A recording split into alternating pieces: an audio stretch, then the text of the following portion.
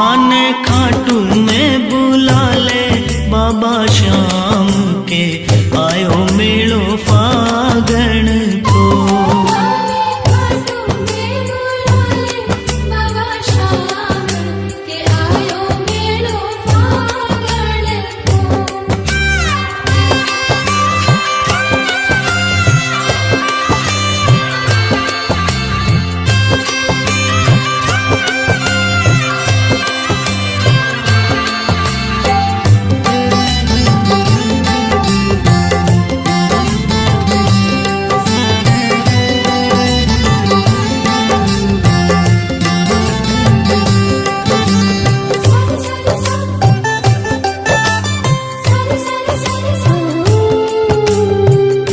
दिना से मन में लागी जावा खाटू धाम।